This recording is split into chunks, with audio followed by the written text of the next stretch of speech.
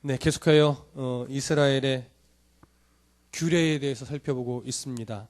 오늘 22장의 말씀은요, 특별히 배상에 관한, 손의 배상에 관한 그런 규례를 담고 있습니다. 8계명인 도둑질하지 말라라고 하는 말씀에 기초한 규정이라고 할 수 있습니다. 주로 이웃의 재산에 손해를 끼친 경우에는 어떻게 배상할 것인가, 어떤 상황들에 대해서 지금 이야기를 쭉 해 나가고 있는데, 오늘 우리가 읽은 1절부터 4절까지는 이웃의 재물을 도둑질한 경우에 대해서 해당을 하고, 그 다음에 5절과 6절은 가축의 어떤 관리 소홀이나 화재로 인해서 이웃의 재산에 피해를 준 경우에 대한 이야기를 하고 있으며, 또 7절부터 13절까지는 맡겨놓은 물건에 대해서 피해가 일어난 경우, 그 다음에 14절과 15절은 빌려온 물건에 대한 규례들을 담고 있습니다. 오늘은 우리가 1절부터 4절을 통해서 이웃의 재물을 도둑질한 경우에 대한 규례를 살펴볼 건데요. 이런 규례들을 이렇게 살펴보면, 하나님께서 정말 당시 이스라엘 백성들의 삶에 굉장한 깊은 관심을 갖고 있으셨구나라고 하는 것을 우리가 알 수 있습니다. 그러나 오늘날의 문화와는 많이 다르기 때문에 이것을 문자적으로 오늘날도 적용할 것이 아니라 이 중심에 흐르는 본질을 우리가 배우면 됩니다. 그 본질에는 계속 얘기하지만 하나님의 공의와 사랑이라는 두 줄기가 빠짐없이 흘러내려가는데, 오늘 본문에서도 마찬가지로 그 하나님의 공의와 사랑이라고 하는 그 중심이 어떻게 적용되어지는가를 중심으로 좀 여러분들이 이해하시면서 들으시면 좋을 것 같습니다. 22장 1절 함께 읽겠습니다. 시작. 사람이 소나 양을 도둑질하여 잡거나 팔면 그는 소 한 마리에 소 5마리로 갚고 양 한 마리에 양 4마리로 갚을지니라. 자, 하나님은요, 하나님의 백성들에게 늘 복을 주시는 분입니다. 특별히 구약 시대에는 하나님의 복이 외적인 모습으로 많이 드러나던 시대예요. 특히 유목 생활을 하던 이스라엘 백성들에게 있어서 하나님이 복을 주셨다 하면 그것이 가시적으로 어떻게 주로 드러나던 때냐면 가축들이 늘어난다거나 자식들이 많이 태어난다거나 이런 것이었어요. 그러니까 하나님께서는 그 하나님의 어떤 주시는 그 복의 테두리 안에서 일정 규모의 재산을 소유할 수 있도록 하나님께 허락을 받은 거나 마찬가지입니다. 그렇기 때문에 재산은요, 하나님으로부터 온 뭐라고 말할 수 있어요? 선물이라고 말할 수 있습니다. 사실 오늘날도 그 본질에 있어서는 같다고 할 수 있죠. 그러니까 재산은 하나님 주신 선물입니다. 그래서 다른 사람의 것을 넘보아서는 안 됩니다. 왜요? 하나님으로부터 주어진 것이니까. 그렇기 때문에 다른 사람의 재산을 넘보아서도 안 되지만, 내게 주신 재산, 크든 적든지 간에 내게 주신 재산에 대해서도 소홀히 관리해서는 안 됩니다. 그렇기 때문에 주어진 재산이 뭐 크든 작든지 간에 우리는 그 주신 재산, 하나님께서 받은 그것을 바르게 활용하고 사용해야 될 만한 책임이 있는 겁니다.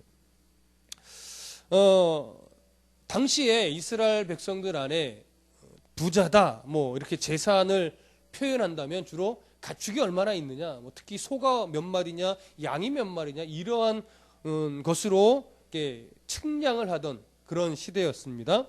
그러다 보니까 주로 뭘 훔친다라고 하면 가축을 훔치는 경우가 가장 비일비재했습니다.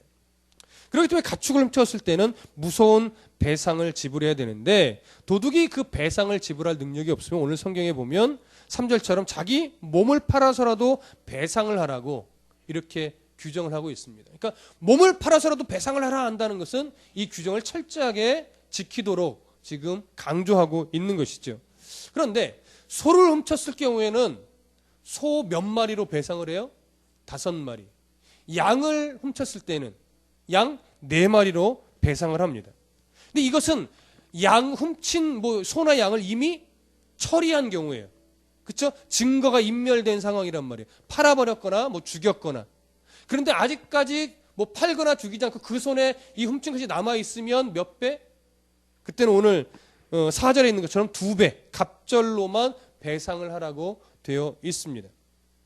율법이 이처럼 도둑질을 심각한 중범죄로 규정하는 이유는 뭐냐면, 하나님께서 아담과 하와의 범죄 이후에 남자에게 무엇을 명하셨죠? 흘린 대로 땀 흘려서 이제부터는 먹게 될 것이다. 하나님께로부터 받은 어떤 벌이기는 하지만 그것이 아담의 범죄 이후에 사람이 살아나가는 하나님의 원리예요. 땀을 흘린 만큼 벌어서 살아가는 거예요.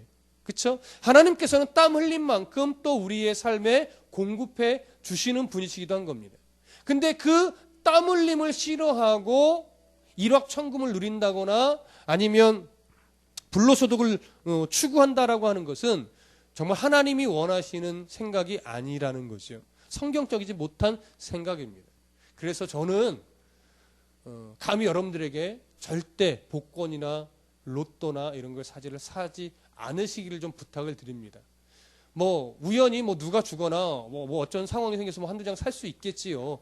그것을 가지고 뭐 정죄하거나 이런 차원은 아니지만 요번에 좀 하나 좀 붙기를 막 소원하면서 주여 한번 속으로 부르짖고 지금 몇 번을 써야 됩니까? 꿈에서라도 좀 보여주십시오. 뭐 이러면서 로또를 산다는 것은 하나님을 어떻게 보면 망령되이 일컫는 것과 같습니다. 창세기 3장 19절 분명히 말씀하셨어요. 네가 흙으로 돌아갈 때까지 얼굴에 땀을 흘려야 먹을 것을 먹으리니 내가 그것에서 취함을 입었음이라 너는 흙이니 흙으로 돌아갈 것이니라. 땀 흘려 일하는 것이 정상입니다. 요즘에 젊은 사람들이 힘든 일을 안 하려고 하고 그러다 보니까 뭐 일자리가 없다라고 주로 말을 하지만 우리나라의 어떤 그 노동의 문제 이런 것들은 제가 뭐 전문가가 아니라서 파악은 뭐라고 말씀드릴 수는 없지만 자기가 원하는 일터가 없는 것이지 대부분 그렇죠? 일자리가 없는 것은 아니라고 보여집니다. 땀 흘릴 각오가 안 돼 있고 힘든 일이라도 견뎌낼 각오가 안 돼 있으니까 일자리가 없는 것이지 그리고 자기 성에 이렇게 차게 많이 주는 데가 없는 것뿐이지 성실하게 정직하게 살면 배 골무며 살 만한 그런 시대는 아닌 것 같습니다. 그래서 정직한 땀 흘림 성실 이건 그리스도인의 아주 살아가야 될 기초입니다. 우리가 그 중심만은 절대 놓치지 않는 성도가 이미도 그러시지만 더 그렇게 가셔야 되겠고 자녀들에게도 그 정직한 땀 흘림을 가르쳐야 될 의무가 우리 부모 세대들에게 있는 것 같습니다. 그럼 오늘 본문에서 우리가 한 가지 좀 생각해 볼 것이 뭐냐면 왜 굳이 소는 5마리로 갚는데 양은 4마리로 갚을까 하는 겁니다. 배상률이 소가 더 높아요. 왜 그럴까요? 이런 물음들을 좀 던지셔야 돼요. 그렇죠? 소도 4마리면 양도 4마리여야지. 그렇죠? 이것은 이제 당시 문화 속에서 좀 이해를 해야 되는데 소와 양을 놓고 볼 때 어떤 것을 훔치는 게 더 쉬울까요? 양이 더 쉽습니다. 왜냐하면 양은 무리에서 이탈하는 율이 더 많아요. 근데 소는요 무리에서 주로 이탈을 안 한다고 합니다. 그 무리들이 늘 떼지어서 있지 한 마리 소가 따로 이렇게 이탈하는 경우가 거의 드물다고 해요. 그러다 보니까 소를 훔치는 데는 치밀한 계획이 필요하다고 해요. 치밀한 계획이 필요하다는 것은 뭐예요? 그만큼 전문적인 도둑이라는 거죠. 예. 그러다 보니까 더 도둑질하는 그 죄질을 더 무겁게 보는 거예요. 그리고 소는 길들이기가 참 어렵다고 합니다. 주인의 말을 따를 수 있도록 당시에는 한 1년 정도 걸렸다고 해요. 소를 이렇게 사육하는데 길들이는데 1년 정도 걸리니까 주인의 수고가 그만큼 많이 들어간 거예요. 그래서 소가 더 배상률이 더 높습니다. 그리고 소는 이렇게 길들이고 나면 주인에게 노동력을 또 제공을 해요. 그러니까 소를 훔쳐간다는 것은 단순하게 소 한 마리가 없어졌다는 것뿐만이 아니라 노동력까지도 없어지는 거기 때문에 그런 차원에서 볼 때 당시에 소를 훔쳤을 때의 배상률이 더 높은 겁니다.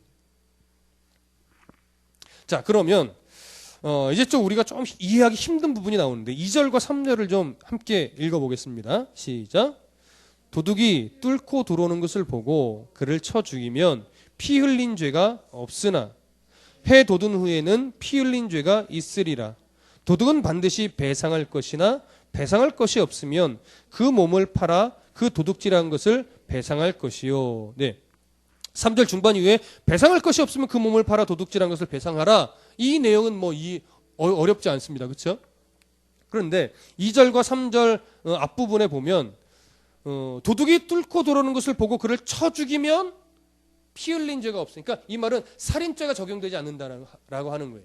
근데 3절 서두에는 해 돋은 후에는, 그러니까 이건 낮이란 얘기죠. 낮에 도둑을 죽였을 경우에는 피 흘린 죄가 있으리라, 살인죄가 적용이 된다는 얘기예요. 그러니까 이런 의미로 보면 2절에 해당하는 내용은 밤일까요, 낮일까요? 이건 밤이란 얘기죠. 그러니까 밤에 도둑이 쳐들어와서 그와 싸워서 도둑을 죽이게 되면 그건 정당방위로 인정한다라고 하는 거예요. 근데 낮에 도둑이 들어왔는데 실수로 죽였어. 그러면 그것은 정당방위로 인정을 안 한다는 얘기예요. 왜 그럴까요? 제가 이게 되게 헛갈렸어요. 예. 각 자료들도 또 이런저런 견해 차이가 있기도 하고, 이 부분에서 구체적으로 좀 언급하지 않은 경우도 있고, 언급해 놓은 게 제가 좀 이게 말이 되나 이런 경우도 좀 있어서 이해하기가 좀 힘들었는데, 그 문화 속에서 볼 때 이 밤에 도둑이 뚫고 도둑질하러 밤에 온다라고 하는 것은 전반적으로 그만큼 죄질이 무겁게 봐요.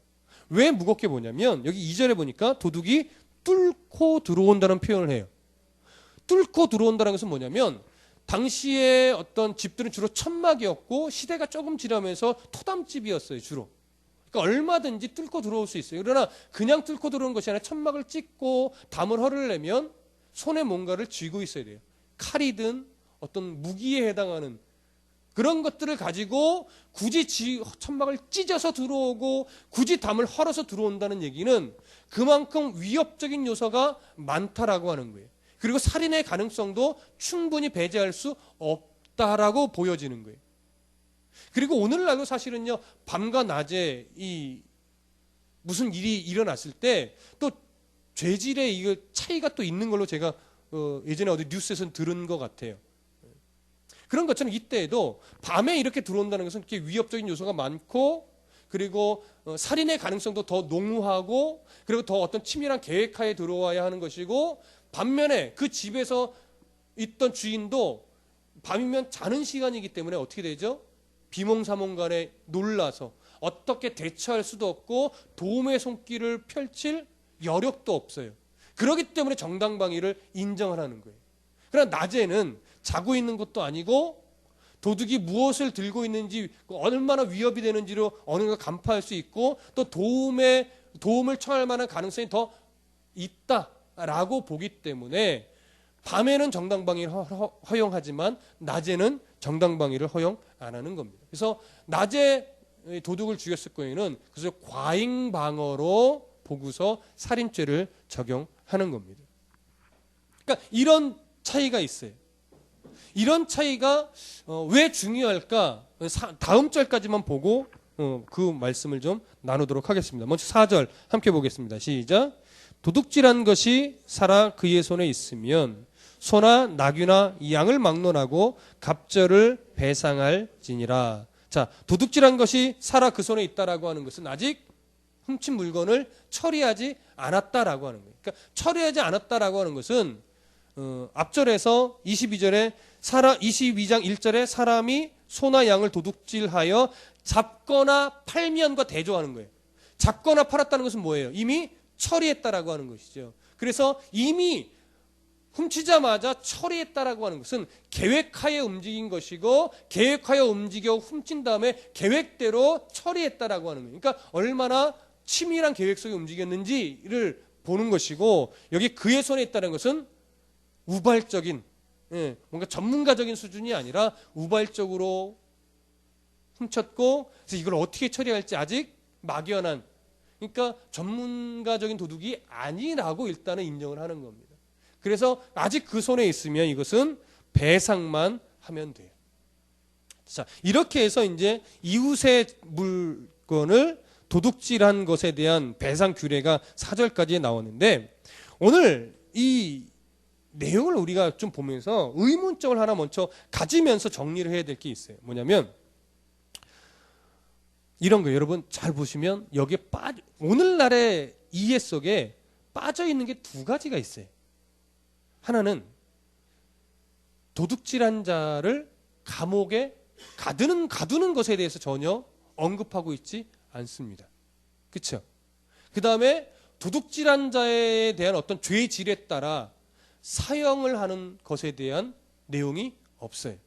근데 고대 근동의 어떤 그 처벌 규정을 보면 특히 함무라비 법정, 우리가 좀 어릴 때 공부해서 이름을 알고 있는 함무라비 법정 가운데는 뭐라고 되어 있냐면 도둑질에 대해서는 10배의 배상을 하게 되어 있고 배상을 하지 못할 경우에는 사형에 처하도록 규정되어 있어요. 그러니까 고대 근동에는 도둑에 대한 그 배상률도 굉장히 높았고 굉장히 높으니까 쉽게 배상하기 어렵죠. 그러니까 그런 사람들은 사형에 처하도록 되어 있는데 오늘 이스라엘의 규정, 하나님께서 주신 규례 안에는 감옥에 가두는 규례도 없으며 사형에 처하게 하는 규례도 없다라고 하는 거예요. 그러면 배상에 관한 부분은 이렇게 죄의 질을 따져가면서 철저하게 나름대로 규정을 내렸는데 왜 감옥에 가두거나 사형의 제도가 없을까라고 하는 것을 볼 때 하나님이 가지고 있는 원리 때문에 그렇습니다. 기본적으로 보세요. 배상에 대한 규례가 5배요, 4배요, 뭐 이렇게 정확하게 규례를 따져놓은 것은 하나님의 뭐에 해당해요? 공의에 해당해요. 잘못한 것에 대해서는 분명히 자기가 해야 될 책임을 져야 되는 거예요. 그러나 이들을 감옥에 가두거나 죽이지 않게 하는 것은 그들에게도 뭐의 기회를 줘요? 변화의 기회를 하나님이 제공하는 거예요. 이것이 하나님의 사랑에 해당한다고 볼 수 있습니다. 그러니까 그리스도인의 공의라고 하면 그리스도인의 공의는 뭘까요? 자기에게 주어진 책임을 다하는 겁니다. 잘못한 것에 대한 책임을 다하는 것이고 또 살아가면서 내게 살면서 주어지는 여러 책임들도 바르게 다하는 것입니다. 그래서 책임을 회피하거나 모면하거나 하려는 것은 그리스도인다운 바른 자세가 사실은 아니에요. 그러니까 그리스도인은 정직과 성실로 승부하는 것이 그리스도인다운 공의입니다.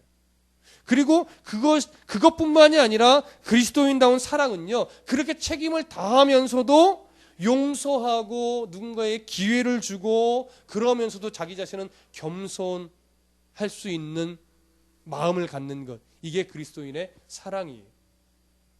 이 두 가지가 같이 가야 돼요. 근데 우리는 나 자신한테는 너무 관대하고 다른 사람한테는 굉장히 냉철한 이런 면이 없지 않아 참 많습니다. 남자들이 운전할 때 그게 가장 잘 드러나죠. 예, 본성이 드러나는 순간이 운전할 때잖아요. 저도 요즘 막 되뇌이는 거예요. 그러니까 뭘 되뇌느냐? 이거 안 하려고. 예, 차마 입 밖에 욕은 할 수 없고 하다 보면 으이그 이럴 때 많이 나오잖아요. 그거 안 하려고 요즘에 무지하게 신경을 좀 써요, 사실은. 예, 저부터 실천을 해야 되니까 그런 본성들이 나온단 말이에요. 그러면서 어떻게 해요? 나부터도 또 바르게 바른 법규를 지켜가며 하려고. 근데 사실 우리나라에서 바른 법규 지킨다는 게요, 짜증날 때가 되게 많아요. 예. 그럼에도 불구하고 사실은 잘 지켜야죠. 그러면서 잘 어기는 게 또 그거기도 하고. 어쨌든 중요한 건 뭐예요? 그리스도인은 자기의 책임을 분명하게 바르게 해나가고 그러면서도 어떻게 해요? 관대함, 용서, 이해, 배려 이런 것들이 몸에 배어야 합니다. 그래서 굉장히 어려운 거죠. 우리는 이러한 그리스도인의 책임, 그리스도인의 사랑 이런 것에 대해서 누구를 통해서 조금 더 예로 살펴보려고 하면 삭개오를 통해서 좀 살펴보려고 합니다. 여러분 누가복음 한번 살펴보시죠. 누가복음 19장 8절.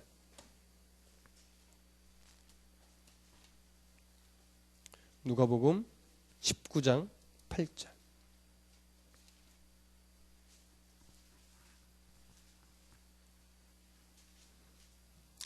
함께 읽어보겠습니다. 누가복음 19장 8절. 함께 읽습니다. 시작. 삭개오가 서서 주께 여짜오되 주여 보시옵소서 내 소유의 절반을 가난한 자들에게 주겠사오며 만일 누구의 것을 속여 빼앗은 일이 있으면 네 갑절이나 갚겠나이다. 여러분 삭개오가 누구입니까? 세리장이잖아요. 당시의 세리장은 로마의 어떤 빌붙어서 자신의 이익만을 꾀하던 자예요. 그래서 이스라엘 백성들에게 세금을 걷어서 로마에 바치는 역할을 했던 거니까 백성들에게서는 매국노죠. 그러면서 세금을 정당하게 걷느냐? 아니요. 더 프리미엄을 붙여서 받아내죠. 그리고 착복할 것은 착복하고 로마에 바칠 것만 딱 바치는 거예요. 그리고 로마의 어떤 권세를 등에 업고 자기가 누릴 것은 얼마든지 마음껏 누리던 그런 사람이에요. 그러다 보니까 외롭죠. 왜? 자기 동포들에게는 배척을 받으니까, 죄인으로 취급받으니까 함께 식사하지 않아요. 근데 예수님이 그 세리장을 만나 주신 거예요. 같이 식사도 해주신 거예요. 밖에서는 어떻게 예수가 저 세리장과 식사를 할 수 있느냐 손가락질하지만 예수님은 개의치 않습니다. 세리였던 삭개오와 함께 식사를 합니다. 그렇게 예수를 만난 후에 그가 회개합니다. 뉘우칩니다. 그것으로 끝나는 것이 아니라 제가 착복한 것이 있고 빼앗은 것이 있으면 4배로 어떻게 해요? 4배로 갚겠습니다. 그리고 가난한 자들에게 절반을 나누어 주겠습니다. 이게 그리스도인의 책임이라는 거예요. 그리고 주를 따르는 거예요. 여러분, 우리는 종종 거꾸로 됩니다. 은혜 받으면 책임에 관한 부분, 내가 잘못한 것을 뉘우치고 용서를 구하거나 하는 이런 행위는 일단 제껴두고 그냥 은혜 받고 주만 따라가려고 해요. 사람이 되는 것을 먼저 하지 않습니다. 예수 믿고 은혜 받아 회개했으면 먼저 사람이 되는 싸움을 하셔야 돼요. 인격적으로, 도덕적으로, 윤리적으로. 그러고 주를 따라가는 겁니다. 근데 예수 믿고 은혜 받아 구원받은 백성이 됐습니다. 아멘 할렐루야 하는데 인간이 되는 싸움은 잘 안 하는 거예요. 변하지가 않아요. 그저 교회라는 그 울타리 안에서 나 구원받았네 라고 하면서 스스로 어떤 보험은 잘 들어놓고 세상에서 살아가라 갈 때에 인격적인 면은 없는 거죠. 거꾸로 되는 겁니다. 삭개오는 주를 만나 뉘우치고 그 다음에 사람이 먼저 됐습니다. 뭐예요? 잘못한 걸 갚는 거죠. 배상하는 거죠. 그러고 주를 따라가는 거예요. 그리스도인의 삶이 이래야 되는 겁니다. 먼저 우리 사람이 되십시다. 인격적인 성도가 먼저 되십시다. 이거 놓치면 우리는 그리스도인이라 할 수 없습니다. 오전에서도 말씀드렸듯이 진리가 속에 있는 사람은 변하지 않을 수 없는 겁니다. 바뀌지 않을 수 없는 겁니다. 바뀌어 가야 됩니다. 조금씩 늘 나 자신에 대해서 냉혹해야 되니까 나는 왜 이렇게 안 바뀌나 바뀌어야 되는데 하면서 나를 쳐서 복종시키는 싸움을 하다 보면 10년이 지나 20년이나 이 나의 인생의 그 흔적 속에서 되돌아볼 때 그래도 내가 많이 성장했네. 스스로를 위로할 수 있는 수준까지 가셔야 돼요. 나는 왜 맨날 이 모양이야? 그럴 수 있겠죠. 그러나 어느 순간 그래도 너 참 많이 성장했다. 잘했다. 너 잘 살아왔다. 이런 위로를 스스로에게 할 수 있는 단계까지 가셔야 되는 겁니다. 여러분, 잘 살고 계시는 겁니다. 지금 열심히 잘 싸워내고 계시는 거예요. 그러나 조금 더 힘을 내십시오. 그러면 하나님이 도우실 겁니다. 하나님은 사람이 경제적으로 손해를 보더라도 하나님 앞에 깨끗한 삶을 살기로 결단하고 순종하기를 원하시는 거예요. 내가 무엇인가를 잃는 것보다 더 소중한 것은 뭐냐면 하나님의 형상을 회복하는 거예요. 무엇인가를 잃더라도 하나님의 형상을 회복하면 그 사람은 다 가진 겁니다. 무엇을 얻더라도 하나님의 형상을 잃어버리면 그 사람은 다 잃어버린 겁니다. 그 얻은 것은요, 그저 7, 80년 누리면 끝이에요. 그러나 우리가 하나님의 형상을 회복할 때 그 형상으로 인한 기쁨은, 그 소유된 기쁨은요, 영원히 갑니다.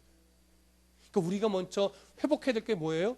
영월에 대한 소망, 하나님 나라에 대한 소망이 우리 안에 정말 사실로 진짜 소망으로 자리 잡아 있느냐, 이게 가장 중요합니다. 우리가 예수를 믿고 싶고 잘 믿고 싶고 하나님 나라의 소망을 두고 살아가고 싶지만 그게 아직 가슴속에 정말 내 진짜 소망으로 자리 잡지 않으면 아무리 이렇게 얘기를 해도 그게 맞기는 맞는데 그렇긴 해야 되는데 내 삶에 정말 적용하기가 어렵습니다. 그래서 여러분, 마음에 그런 소망을 품으셔야 돼요. 하나님, 내가 주를 잘 믿고 싶고 내가 하나님 은혜 안에서 정말 잘 살고 싶은데 아직 하나님 나라에 대한 구체적인 어떤 확신과 그 소망을 가져야 되는 건 알겠는데 정말 그게 아직 내 소망으로 내 가슴속에 들어오지 않습니다. 도와주세요. 그래서 그 소망이 정말 주님이 나의 진짜 소망이 되고 이 땅에 살아가는 가치보다 하나님 나라의 삶을 살아가는 게 진짜 가치구나, 이것을 알 수 있도록 도와달라는 기도가 그래서 필요한 겁니다.